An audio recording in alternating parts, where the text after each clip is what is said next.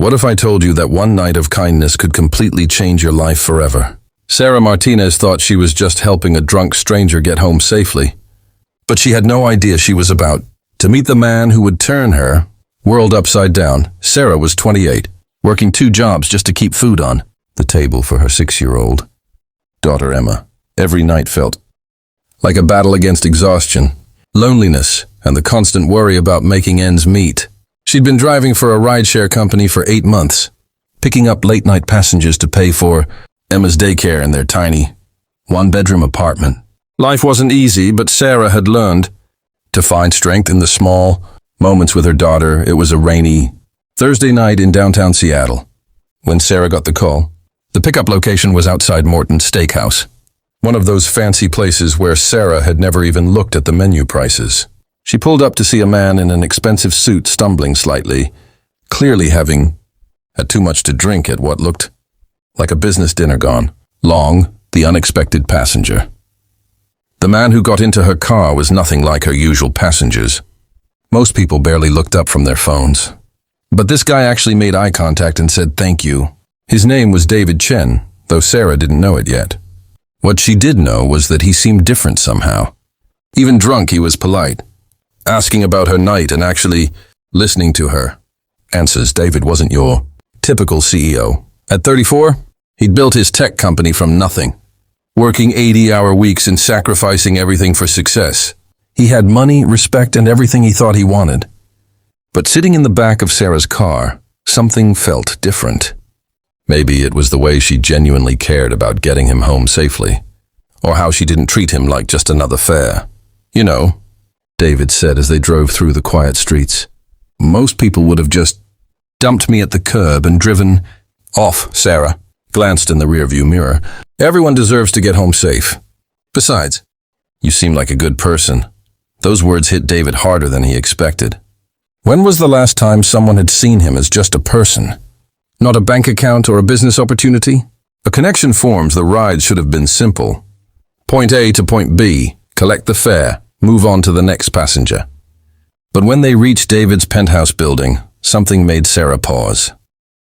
He was fumbling with his wallet, clearly still affected by the alcohol, and she found herself worried about whether he'd actually make it inside safely. You sure you're okay? She asked, turning around in her seat. David looked up, surprised by the genuine concern in her voice. I'm fine, just tired of being fine, you know. There was something in his tone that made Sarah's heart ache. She recognized that feeling of being successful on paper but empty inside.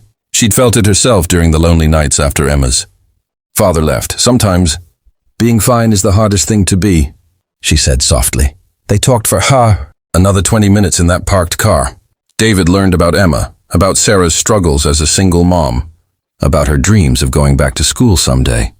Sarah learned about David's company, his workaholic tendencies, and how success had cost him almost every meaningful relationship in his life. When David finally got out of the car, he did something unexpected. He handed Sarah his business card along with a tip that was 3 times the fare amount.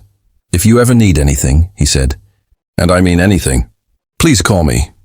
The problem deepened. Sarah thought that was the end of it. Rich passengers sometimes felt generous after a few drinks. But 3 days later, her world started falling apart in ways she never saw coming. Emma got sick at daycare. Really sick. What started as a simple fever turned into something the doctors couldn't easily diagnose. Sarah found herself rushing between hospitals, missing work, and watching her already tight finances crumble. The medical bills started piling up, and her daycare threatened to drop. Emma, if she couldn't pay the overdue fees for the first time since becoming a mother, Sarah felt completely helpless. She'd always found a way to make things work, but this was beyond anything she could handle alone. She stared at David's business card for hours, pride battling with desperation. Finally, at 2 a.m. in the hospital waiting room while Emma slept fitfully in her arms, Sarah sent a text to the number on the card. She didn't ask for money or favors.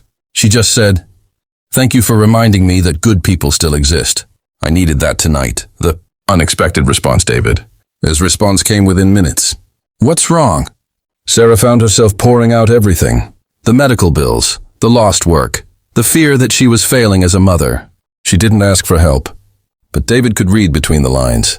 What happened next changed everything. David didn't just send money or make a donation. He showed up at the hospital at 3 a.m. with coffee, blankets, and something Sarah hadn't expected, himself.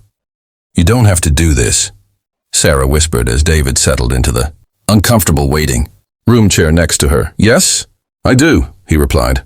"You showed me kindness when you didn't have to. Now it's my turn." David stayed with them through Emma's diagnosis and treatment. He used his connections to get the best pediatric specialists, but more importantly, he was just there. He brought Emma books and toys. He made Sarah laugh during the scariest moments, and he never once made her feel like she owed him anything. Love in unexpected places. Emma recovered. David became a regular part of their lives. He'd stop by with dinner after his board meetings, help Emma with homework, and slowly became the father figure she'd never had. But it was more than that. David and Sarah had found something neither of them had been looking for. Real love. "I never thought I wanted kids," David admitted one evening as they watched Emma play in the hospital's children's garden. "But watching you with her, seeing how much love you put into everything you do, it made me realize what I've been missing."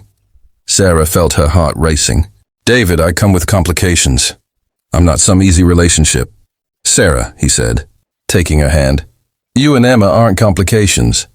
You're the best thing that's ever happened to me. The life-changing moment, the moment that sealed their fate came when Emma finally got to go home from the hospital.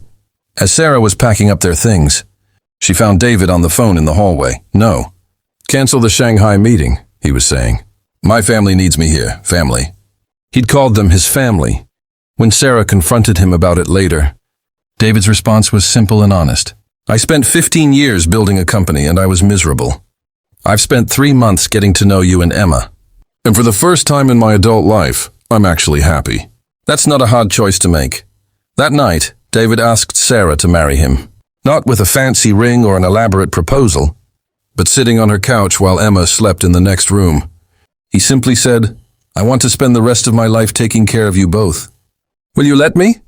The transformation in Sarah's life didn't just change overnight. It transformed completely. But David's changed too. He restructured his entire company to focus on work-life balance. He started a foundation providing emergency assistance to single parents facing medical crises. Most importantly, he became the husband Sarah never thought she'd have and the father Emma never knew she needed. "You know what's funny?" Sarah said on their wedding day. A small ceremony with just Emma and a few close friends. "I spent so many nights driving strangers around, thinking I was just trying to survive. I never realized I was actually driving toward my future." David laughed, spinning Emma around in her flower girl dress. "Best fare I ever paid," the ripple effect. Their story didn't end with the wedding. David and Sarah's foundation has helped over 500 single-parent families facing medical emergencies. Emma, now thriving in private school, wants to be a doctor when she grows up. And Sarah?